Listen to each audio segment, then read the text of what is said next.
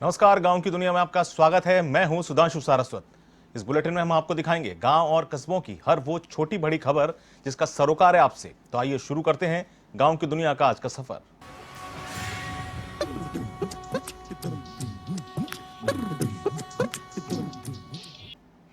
पाली के सुमेरपुर में महिला कांग्रेस कार्यकर्ताओं ने रक्षाबंधन का पर्व मनाया। महिला कांग्रेस की कार्यकर्ताओं ने वरिष्ठ कांग्रेस नेता शिशुपाल सिंह निम्बाड़ा और कई कार्यकर्ताओं को राखी बांधी। इस मौके पर वरिष्ठ कांग्रेसी नेता शिशुपाल सिंह ने कहा कि राखी का धागा भाई और बहन के पवित्र रिश्ते को बयान करता है। राखी के इस बंधन से इस रिश्ते को मजबूत करने का संकल्प लिया।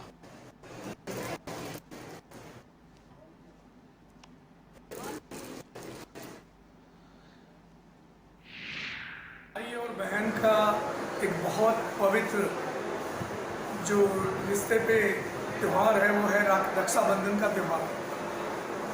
और बहन भाई से उम्मीद करती है कि कभी भी सुख में दुख में बहन की ईश्वर ना करे कोई भी ज़रूरत पड़े तो भाई सदैव उसकी रक्षा में, सदैव उसके दुख में, सदैव उसकी तकलीफ में खड़ा रहे, एक आसरा बन के, एक भरोसे और एक विश्वास के साथ।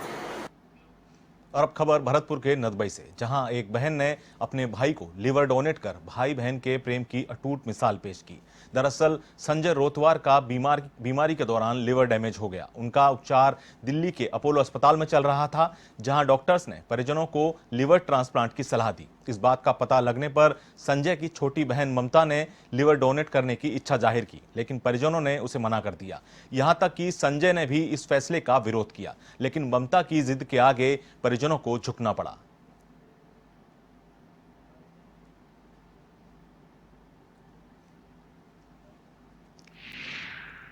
जून के करीब मेरी तबीयत खराब बिगड़ गई थी, पीलिया हो गया। उसके बाद मैं जयपुर जाके एडमिट हो गया SR कल्ला। लेकिन वहाँ तबीयत और ज़्यादा बिगड़ने के कारण मैं 29 तारीख को 20 जून को रेफ़र कर दिया दिल्ली अपोलो के लिए, और मेरी और ज़्यादा कंडीशन खराब, मैं कोमा में चला गया था। उस पीरियड मेरा लीवर भी डैमेज हो चुका था। मुझे आवश्यकता थी कि कोई अगर मेरे लिए लीवर दे तो मेरे प्राण बचे, नहीं तो 1-2 दिन की लीला में ही समाप्त होने वाले थे। ऐसे में मेरा परिवार, मेरे रिश्तेदार, सारे मेरे दोस्त मित्र सब मेरे साथ थे। सब लोगों ने भगवान से दुआ की, आखिर किसी का भी लीवर मैच नहीं खाया। एक मेरी सिस्टर ममता, उसका लीवर सेट हुआ था मेरे लिए, लेकिन मैं उससे लेना नहीं चाहता था क्योंकि उसकी शादी को 7-8 साल हुए थे। जालौर के आहोर के अजीतपुरा गांव में रक्षाबंधन के दिन एक बहन ने अपने भाई को खो दिया। अजीतपुरा में एक युवक की करंट लगने से मौत हो गई। पुलिस के मुताबिक युवक घर में विद्युत लाइन सही कर रहा था, तभी अचानक उसे करंट लग गया। जब उसे उसकी बहन बचाने आई तो वो भी करंट की चपेट में आने से घायल हो गई। इस घटना के बाद से पूरे घर में हाहाकार मच गया। पुलिस ने शव का पोस्टमार्टम कर शव परिजनों को सौंप दिया है।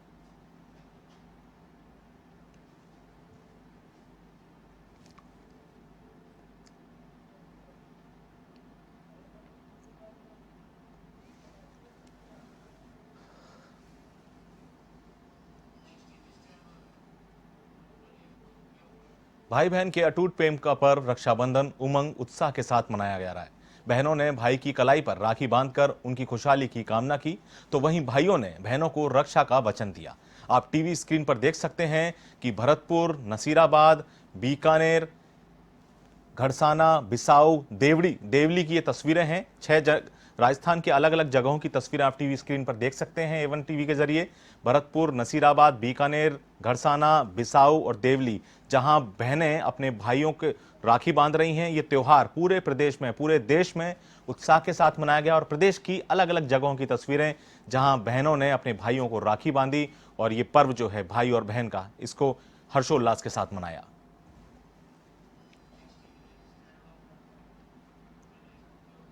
एएसपी वेस्ट बजरंग सिंह शेखावत के निर्देशन में कार्रवाई की गई। लॉरेंस बिश्नोई गैंग के एक गुर्गे को इस गैंग ने गिरफ्तार किया। शार्प शूटर आशीष सोराण उर्फ बच्ची को गिरफ्तार किया गया। लॉरेंस बिश्नोई गैंग में शार्प शूटर है आरोपी। करणी विहार थाना पुलिस ने इस कार्रवाई को अंजाम दिया। आरोपी जयपुर आया था, किसी बड़ी वारदात को अंजाम दे सकता था। मुखबिर के जरिए पुलिस को यह सूचना मिली और इस पर एएसपी बजरंग सिंह ने ये तुरंत कार्रवाई करते हुए लॉरेंस गैंग में आशीष, जो शार्प शूटर है, उसको गिरफ्तार किया। हत्या, लूट, डकैती जैसी कई बड़ी वारदातों को यह अंजाम दे चुका है। साथ ही हरियाणा, पंजाब, राजस्थान पुलिस को इसकी काफी समय से तलाश थी। आशीष की तलाश लॉरेंस गैंग के मुख्य सक्रिय सरगना राहुल सांगा के लिए ये काम करता था।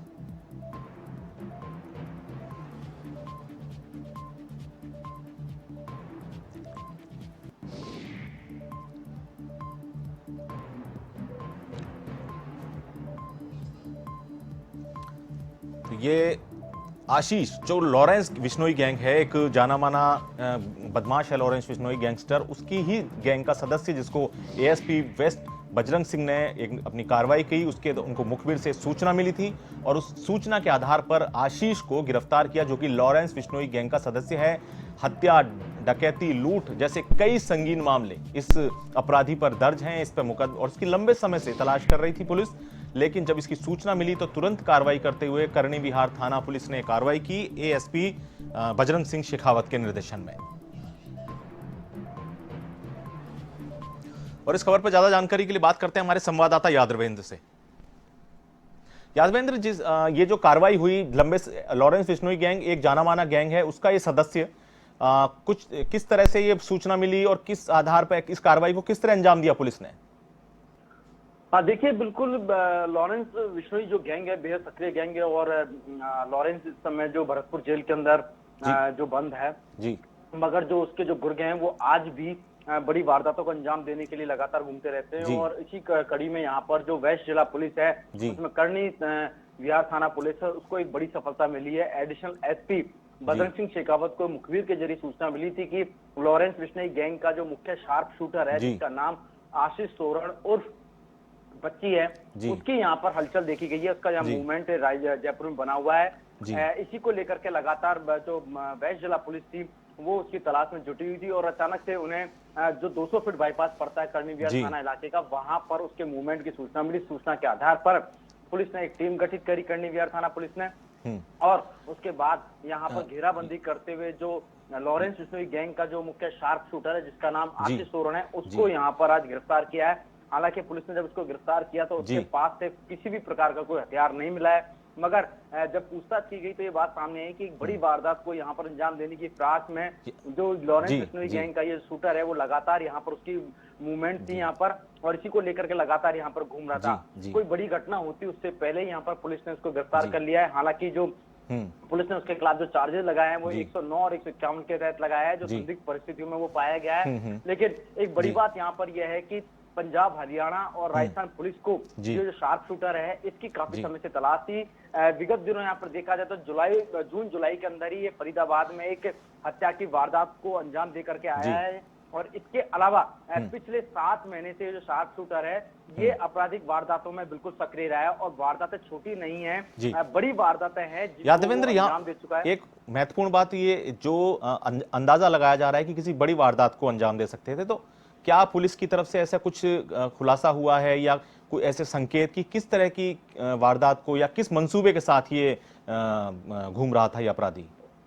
देखिए, ये सारी चीजें अभी इंट्रोगेशन का विषय है, लेकिन इतना जरूर है कि 7 महीने से जिस शार्प शूटर की पुलिस को तलाश थी, क्योंकि लॉरेंस गैंग का जो एक मुख्य अभियुक्त है जो सबसे ज्यादा आपराधिक गतिविधियों में रहा है वो है राहुल सांगा, और राहुल सांगा के साथ मिलकर के ये इसने बड़ी वारदातों को अंजाम दिया है। दिल्ली, फरीदाबाद, पंजाब जैसी घटनाओं में इसने मर्डर की हत्या वारदातें की। पिछले 7 महीने के दौरान ही ये लॉरेंस गैंग में बिल्कुल शामिल हुआ है, क्योंकि इसकी उम्र का अंदाजा अगर मैं आपको बताऊं तो 19 साल का महज ये लड़का है। और लॉरेंस गैंग में देखा गया तो मैं 19 साल से लेकर के और 22 साल से और 24 साल तक के जो युवा हैं वो सबसे ज्यादा इस गैंग में शामिल रहे हैं।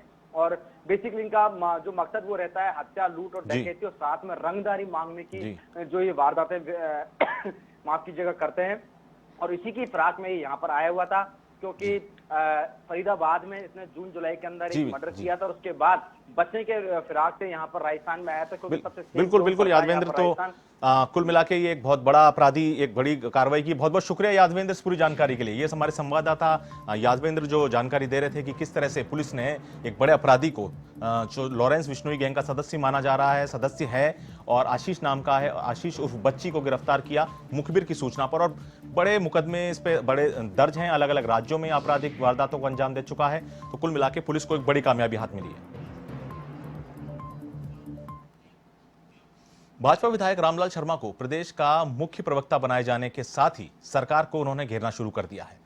शर्मा ने कांग्रेस सरकार पर निशाना साधते हुए कहा कि कांग्रेस ने वादा किया था कि उनकी प्रदेश में सरकार बनी तो 10 दिन में किसानों का कर्जा माफ किया जाएगा, लेकिन 1.5 साल बीत जाने के बाद भी किसानों का कर्जा माफ नहीं किया गया।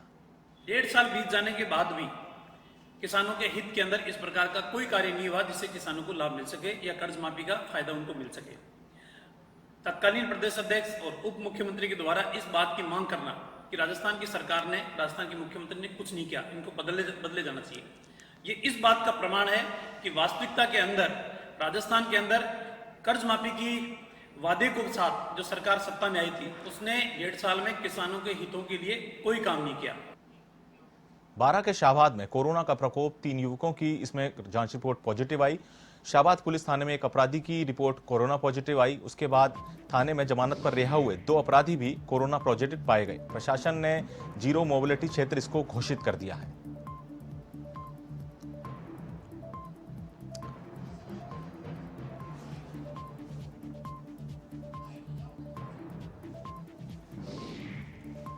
वाइट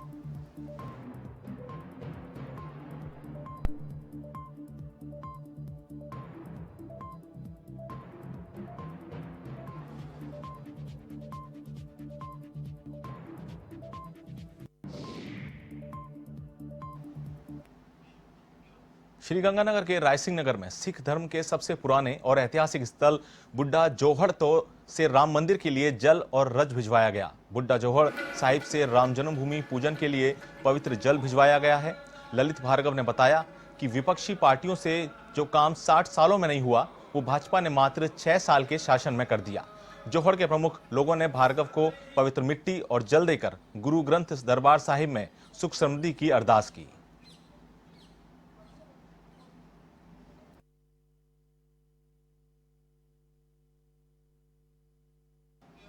और अब सीधे चलते हैं जयपुर एयरपोर्ट, जहां स्टेट हैंगर पर मुख्यमंत्री अशोक गहलोत पहुंच चुके हैं। वो जैसलमेर से आए हैं, जयपुर आए हैं और चूंकि सारी अभी जो होटल जैसलमेर का सूर्यगढ़ होटल है वहां पूरी जो उनके विधायक है वो पहुंच चुके हैं। और ये सीधे तस्वीरें आप देख रहे हैं हमारे स्क्रीन पर। मुख्यमंत्री अशोक गहलोत, मैंने कल ही कहा था आपको, रक्षाबंधन की शुभकामनाएं हम दे चुके हैं, दे रहे हैं। दुख इस बात का है कि रक्षाबंधन के दिन भी हमारे माननीय विधायकों को घर जाने से वंचित होना पड़ा। इस बात का मुझे दुख है और ये क्यों परिस्थिति बनी आप सबको मालूम है।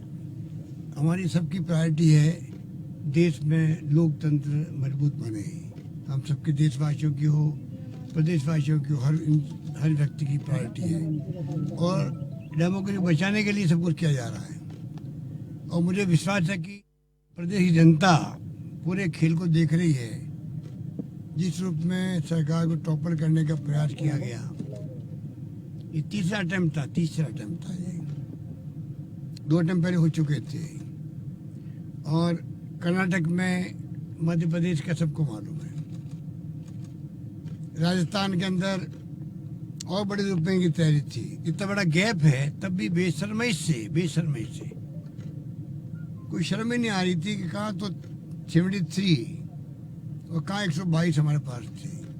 तभी गेम खेला गया दंडबल के आधार पर। वो मैं कई बार कह चुका हूँ। हॉर्स ट्रेडिंग बड़े रूप में की गई, अभी भी की जा रही है। अभी भी डलीवा आते हैं और क्या क्या नहीं कहा जा रहा, सब जानकारी आता वहाँ पर हमारे पास। तो ये खेल देख रहा पूरा मुल्क देख रहा है। और अल्टीमेटली जो भारत सरकार में बैठे हुए नेता हैं जिनके नाम मैं पहले ले चुका हूँ, मैं नहीं समझता कि जनता की नज़र से कोई बचेगा। अल्टीमेटली सच्चाई की जीत होती है। सच्चाई हमारे साथ में है, जीत असली सच्चाई की होगी, मैं कह सकता हूँ। सर 3 मंत्रियों के नाम लिए वो मौन है, वो खंडन भी नहीं कर रहे, खुद को ही मानने आरोपी क्या न किसी तरह कार्रवाई कर रहे हो। और भी कई षड्यंत्र में कई शामिल है, कई लोग शामिल है। इसलिए नाम लिए मौन रखना आप समझ सकते हो क्यों रखते मौन। और जिस रूप में राजस्थान के केंद्रीय मंत्री जी ने जो गेम प्ले किया और एम्बिशियस बन करके, उनको थोड़ा धैर्य रखना चाहिए था। वो तो पूरे मैदान में कूद पड़े, सारी राजस्थान की परंपराओं को और यहाँ की जो मिजाज है लोगों का, पॉलिटिशियन का, उसको भूल गए। क्योंकि नए नए एमपी बन गए, फिर जल्दी चांस मिल गया मंत्री बनने का केंद्र में, तो जल्दबाजी होगी उनको। इसीलिए मैंने कहा कि टेको मन के पहले वो धराशायी खुद ही हो गए। अब चाहे उनकी पार्टी कितनी सोच ले उनके बारे में, जनता कभी उनके नाम को स्वीकार नहीं करेगी। ऐसे व्यक्ति को पूरी चुनी सरकार को टॉपल करने के गेम में शामिल हो, जो खुद इसके में फंसा हुआ हो। वो कौन सी सोसाइटी नाम भूल जाता हूँ बार बार, संजीवनी सोसाइटी में फंसा हुआ हो। पूरा खेल किस प्रकार से खेला गया। दुख इस बात का है कि छापा तो उनके यहाँ पड़ना चाहिए, सीबीआई का भी या आपके ईडी का भी।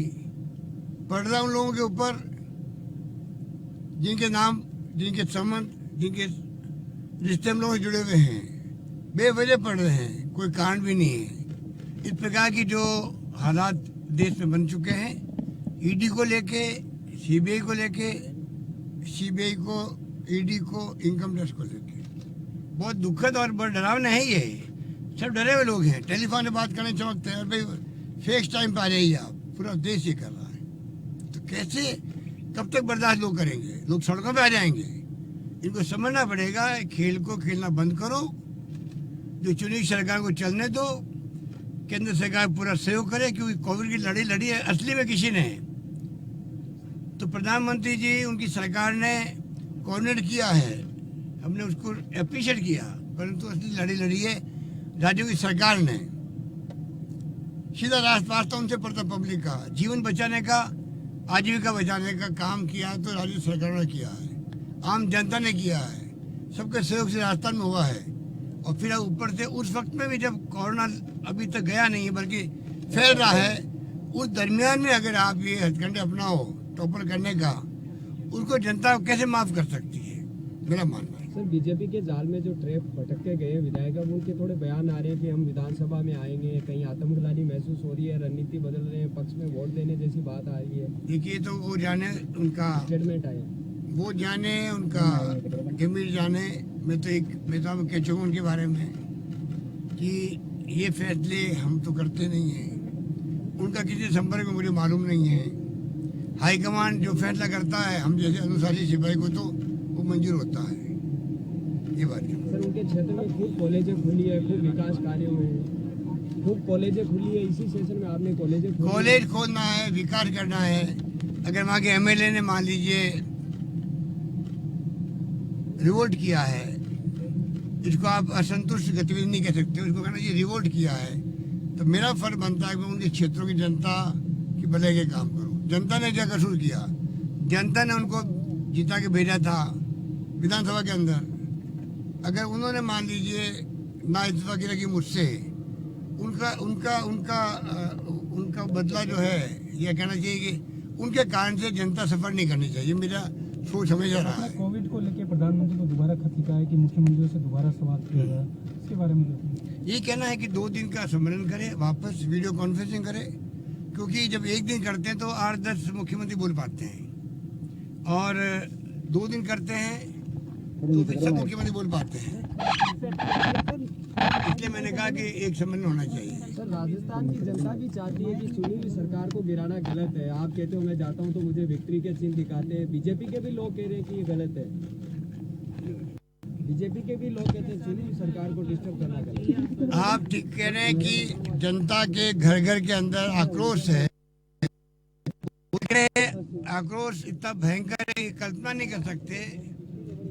इनके प्रति जो प्यार, मोहब्बत, भाईचारा और आदर भाव होना चाहिए थे विधायकों के प्रति, मैं समझता हूँ कि उस पर कमी आएगी। और मैं नहीं चाहता कि मैं कोई भड़काने का काम करूँ जनता को, पर मैं कमी आएगी क्योंकि इंसान जो होता है वो देखता है कि हमारे विधायकों ने इस प्रकार का ट्रीटमेंट क्यों किया, जबकि उन सबके वहाँ काम ज़्यादा हो रहे थे। जो विधायक गए हैं उनकी शिकायत कोई थी नहीं कामों से, अब क्योंकि बाड़ा बंदे बैठे हुए वहाँ पर, इसलिए जहांगीर के कह रहे हमारे काम नहीं हो रहे थे, सब असंतुष्ट थे। आज तक कोई शिकायत उन्होंने करी नहीं, बल्कि तारीफें करी, वीडियो कॉन्फ्रेंसिंग में तारीफ करी, मिलते थे तो तारीफ करते थे, कोई उनको शिकायत नहीं थी। पर अब शिकायतें पैदा करने का प्रयास करते हैं। जनता मैं समझता हूँ कि सब देख रही है, और इसीलिए मैंने कहा हम जब निकलते हैं तो थड़ी पर, दुकान पर, चौराहे पर खड़ी जनता व्यक्ति के साइन करती है, हाथ वेव करती, क्यों कर रही है? जनता समझ रही हो क्या रहा राजस्थान के अंदर, 1 महीने ज्यादा समय हो गया है। इसलिए आज जब बसें जाती है या कारों में जाते हैं तो लोग इसलिए सपोर्ट कर रहे हैं कि भाई वास्तव में तमाशा बीजेपी ने बहुत भयंकर किया है, अनैतिक किया है, चुनी सरकार को टॉपल करने का काम किया है, और जनता यहाँ बीजेपी को माफ भी नहीं करेगी।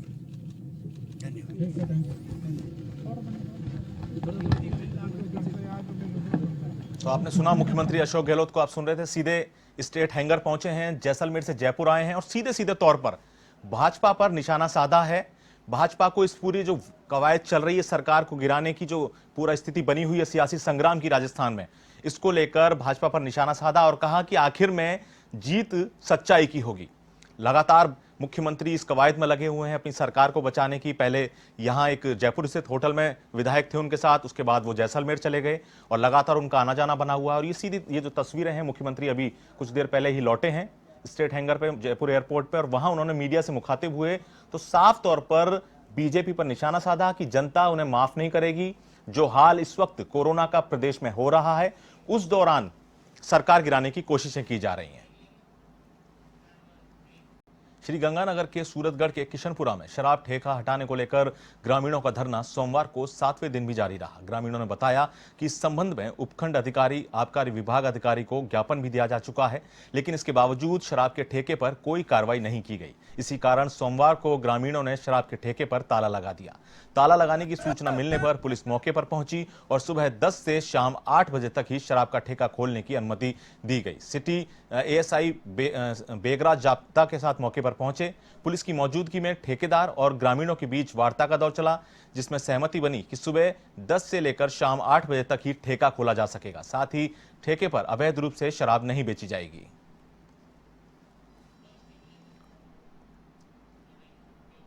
जयपुर जिले के कालाडेरा कस्बे में रक्षाबंधन के दिन रिश्तों के कत्ल का मामला सामने आया। यहां बड़े भाई ने छोटे भाई की पीट कर हत्या कर दी। वहीं मामले की सूचना मिलने पर कालाडेरा थाना पुलिस मौके पर पहुंची और घटना की जानकारी ली। पुलिस ने शव को चौमू सीएससी की मोर्चरी में रखवाया है और आरोपी भाई की तलाश शुरू कर दी है। कालाडेरा थाना प्रभारी धर्म सिंह ने बताया कि दोनों भाई शराब पीने के आदी थे। ऐसे में दोनों भाइयों ने पहले अपने घर पर शराब पी और फिर शराब के नशे में झगड़ना शुरू कर दिया। इसी दौरान बड़े भाई ने छोटे भाई पर पाइप से हमला कर दिया, जिससे छोटे भाई की मौत हो गई। गौरतलब है कि दोनों भाई बिहार के मुजफ्फरपुर के रहने वाले हैं, जो मजदूरी करने के लिए कालाडेरा में रहते थे।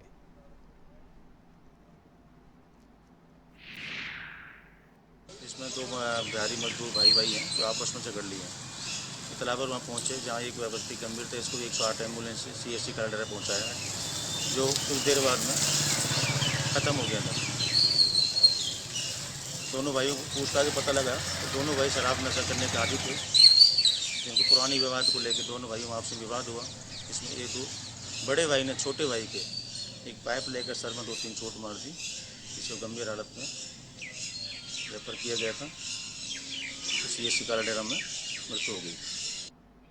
डूंगरपुर जिले की बिछीवाड़ा थाना पुलिस ने अवैध शराब से भरे ट्रक को जब्त करते हुए 2 तस्करों को गिरफ्तार किया है। थाना अधिकारी इंद्रजीत परमार ने बताया कि मुखबिर से मिली सूचना के बाद रतनपुर बॉर्डर पर नाकाबंदी की गई थी। इस दौरान उदयपुर की तरफ से आ रहे एक ट्रक को रोककर तलाशी ली गई तो उसमें चावल के भूसे की आड़ में शराब के कार्टन भरे मिले, जिस पर पुलिस ने ट्रक को जब्त करते हुए ट्रक चालक सहित 2 लोगों को गिरफ्तार कर लिया। वहीं शराब की कीमत 20 लाख रुपए बताई जा रही है। फिलहाल पुलिस ने मामला दर्ज कर जांच शुरू कर दी है।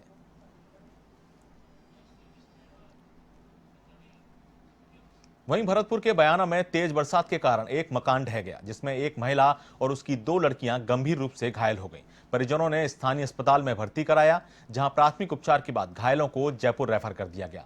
यहां इलाज के दौरान एक लड़की की मौत हो गई। कलसाड़ा चौकी इंचार्ज भगवान सिंह ने बताया कि कैर गांव में रहने वाले पप्पू कोहली का मकान बरसात के कारण ढह गया। इसमें पप्पू की पत्नी और 2 बेटियां घायल हो गईं। इनको इलाज के दौरान एक बेटी की मौत भी हो गई।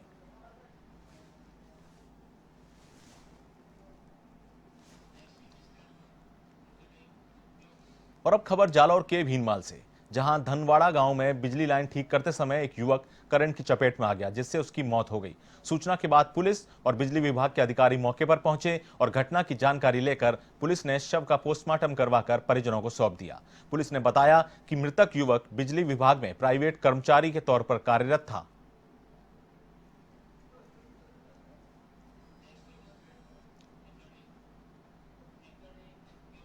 खबर उदयपुर के सेमारी से है, जहां उदयपुर अहमदाबाद ब्रॉडगेज परिवर्तन के चलते सेमारी रेलवे स्टेशन का कार्य युद्ध स्तर पर चल रहा है, जिसके चलते रेलवे स्टेशन तक जाने वाली क्षतिग्रस्त मुख्य सड़क के कार्य में रुकावट आ रही है। वहीं बारिश के चलते टूटी सड़क पर जगह जगह गड्ढे बनने से उनमें पानी भरने के कारण राहगीरों को परेशानी का सामना करना पड़ रहा है। हालांकि रेलवे स्टेशन पर भवन निर्माण, प्लेटफॉर्म निर्माण और फुट ओवर ब्रिज सहित कई कार्य 70% तक पूरे हो चुके हैं।